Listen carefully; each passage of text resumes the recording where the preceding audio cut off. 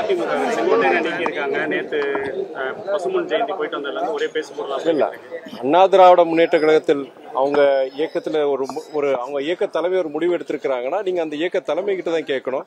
யாரையும் பல முறை சொல்லியிருக்கிறேன். இன்னொரு இயக்கத்தில் இருக்கிற சில குழப்பங்களாக இருக்கும், பிரச்சனைகள் இருக்கட்டும், நாம் இன்னொரு இயக்கம் அதில் சொல்லக்கூடாது, ஆரோக்கியமானது கிடையாதுன்னு சொல்லியிருக்கிறாங்க. அவங்க இயக்கத்தில் அதிமுக ஒரு நடவடிக்கை எடுத்திருக்கிறாங்க. நீங்க அதுக்கு என்னங்கிறது நீங்க அந்த தலைமை கிட்ட தான் கேட்கணும். பீகாரிகள் தமிழகத்துல துன்புறுத்தப்படுறாங்க அப்படின்னு மோடி அந்த பிரச்சாரம் எப்படி பாக்குறீங்க? அதாவது வந்தாரை வாழ வைக்கும் மண் தமிழ் மண்.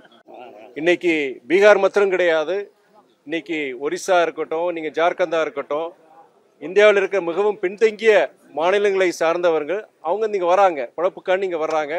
அவங்கள அவங்க உழைக்கிறாங்க. அவங்களுடைய பங்களிப்பு நம்ம மறுக்க முடியாது. நீங்கள் வட மாநில தொழிலாளர்கள் இன்னைக்கு பற்றி எல்லா துறையிலும் நம்ம தமிழ்நாட்டில் பங்காற்றுறாங்க. அதில் நம்ம அதை அப்ரிஷியேட் பண்ணலாம். அதே நேரத்தில் அவங்க யாரும் இங்கே துன்புறுத்துறது கிடையாது. அவங்க வர்றாங்க. இன்னைக்கு பொறுத்து அங்கே பீகாரில் வேலை கிடைக்கல அவங்களுக்கு. பீகாரில் வேலை கிடைக்காதனால இங்கே வர்றாங்க. இங்கே பொறுத்தவரைக்கும் நம்ம நம்மளும் பயன்படுத்துகிறோம், நம்மளால அவங்களும் பயன் அடைகிறாங்க. இப்படி சூழலில் தமிழ்நாட்டில் அவங்க துன்புறுத்தப்படுறாங்கன்னு சொல்கிறது ஒரு தவறான ஒரு இது. அதுவுமே நம்முடைய இன்னைக்கு எப்படின்னா வேற்றுமையில் ஒற்றுமைங்கிறத வச்சு நம்ம நாடே இருக்கு.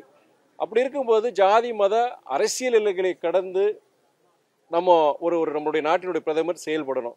ஆனால் இன்னைக்கு ஒரு தேர்தல் காலத்தில் இன்னைக்கு அங்கே தமிழக மக்கள் சொல்லாமல் திமுகன்னு சொன்னாலுமே இன்னைக்கு தமிழ்நாடு பொறுத்தவரைக்கும் திமுக ஒரு பிரதான ஒரு இயக்கம் வந்துருக்கு. இன்னைக்கு தமிழ்நாடு மக்கள் தேர்ந்தெடுக்கப்பட்ட ஒரு அரசு திமுக அரசு நம்ம சொல்ல முடியும். அப்படி இருக்கும்போது நீங்கள் இங்கே இருக்கிற திராவிட முன்னேற்ற கழக அவங்களால பீகாரி மக்கள் துன்புறுத்தப்படுறாங்க சொல்றது அப்போ பீகாரில் இருக்கிற நம்மளுடைய தமிழக மக்களுக்கு ஒரு அச்சுறுத்தல் வரலாம். இரு மாநிலங்களுக்கிடையே ஒரு வன்மம் வர்றதுக்கு ஒரு வாய்ப்பு இருக்கு. இது தவிர்க்கப்பட வேண்டியதா, வேதனைக்குரியது. அது நம்ம பிரதமர் இது சொல்லியிருக்க கூடாது. என்ன சொல்றாங்கன்னா மாநில அரசினுடைய கட்டுப்பாட்டில் இருக்கக்கூடிய அலுவலர்கள் தான் அதை பண்ண போறாங்க. ஏன் திமுக கூட்டணி கட்சிகள் அதை பார்த்து பயப்படுறாங்க அப்படின்னு பாஜக கேள்வி எழுப்புறாங்க. இல்லை, நீங்கள் எஸ்ஐஆர் பொறுத்த வரைக்கும் பீகாரில் அவங்க கொண்டு வந்தாங்க. அதுலேயே நிறைய குழப்பங்கள் இருந்தது. உச்சநீதிமன்றம் அதில் தலையிட்டு அதை பல கேள்விகள் கேட்டிருக்கிறாங்க. அதுக்குண்டான முழுமையான பதில்கள் இனியும் வரல. அப்படி இருக்கும் பொழுது நீங்கள் அதுக்குள்ளேயே பீகாரில் அவங்க முதல்ல நடக்கும்போது நிறைய குழப்பங்கள் நடந்தது. அது அவங்களே ஒத்துக்கிட்டாங்க. அவங்க உச்சநீதிமன்றம் கண்டிச்சது பல விஷயங்கள்.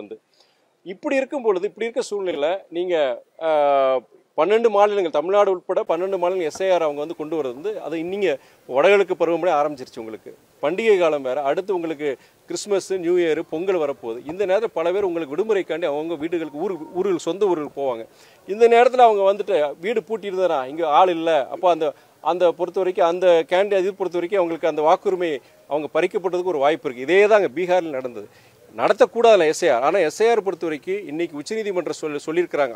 அவங்களுடைய சில கேள்விகளுக்கு பதிலளிக்கும் வகையில் எந்தவித பிரச்சனையும் இல்லாமல் இங்கே அனைவருக்கும் அந்த வாக்குரிமை எடுக்கிற மாதிரி அதை இருக்கிற மாதிரி இது பண்ண. ஆனால் எஸ்ஐஆர் பொறுத்த வரைக்கும் பீகாரில் நிறைய பேர் வாக்குரிமை இருந்துமே அவங்க வாக்கு செலுத்த முடியாத அளவுக்கு பண்ணியிருக்கிறாங்க.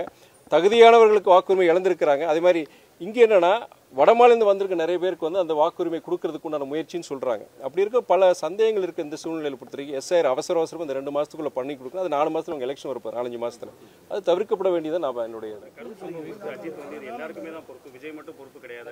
இதே தான் நான் முன்னாடி சொன்னேன். கரூர் சம்பவம் பொறுத்த வரைக்கும் இன்னைக்கு ஜனங்களுக்கு ஒரு விழிப்புணர்வு இருக்கணும். குறிப்பாக இது போன்ற நிகழ்ச்சியை நடத்துறவங்களுக்கு கூடுதல் அக்கறையோடு அவங்க செயல்படுத்தணும். அதே நேரத்தில் அந்த நிகழ்ச்சியை கலந்துக்கிறோம் ஜனங்களுக்கு ஒரு பொறுப்புணர்ச்சி இருக்கணும். உங்களுக்கு அவங்க இயக்கத்தில் யாருமே சொல்லியிருக்காங்க, கர்ப்பிணி பெண்கள் வரக்கூடாது, வயோதிகர்கள் வரக்கூடாதுன்னு சொல்லியிருக்கிறாங்க. மீறியும் வந்திருக்கிறாங்க. இன்னைக்கு இந்த கரூர் நிகழ்ச்சிக்கு மாத்திரம் கிடையாது. இன்னைக்கு இந்தியாவில் பல்வேறு கர்நாடகாவில் பெங்களூரில் IPL அந்த வெற்றி விழா கொண்டாடும் போது அங்கே கிட்டத்தட்ட 10 பேருக்கு மேலே இருந்தாங்க. அங்கே உத்தரப்பிரதேச பிரயாகராஜில் அங்கே நடந்த ஒரு கோயில் கும்பாபிஷேகத்திலும் கிட்டத்தட்ட 100 பேர் இறந்தாங்க. இது அரசியல் இது நிகழ்வுகள் மாத்திரம் கிடையாது. பல்வேறு நிகழ்வுகள் இந்த மாதிரி ஒரு நெருக்கடி ஸ்டாம்பினாலும் ஜனங்க இறக்குறாங்க. ஜனங்களுக்கு பொறுத்த வரைக்கும் ஒரு விழிப்புணர்வு வேணும். பல இடத்துல சொல்லி அதான் அவர் நடிகர் அஜித்தா அதான் சொல்லியிருக்கிறார். வரவேற்கக்கூடியதுதான். பிளே ஸ்டோர் மற்றும் ஆப் ஸ்டோரில் இருந்து பாலிமர் செயலியை QR கோடு மூலம் பதிவிறக்கம் செய்யுங்கள். செய்திகளை உடனுக்குடன் பெறுங்கள்.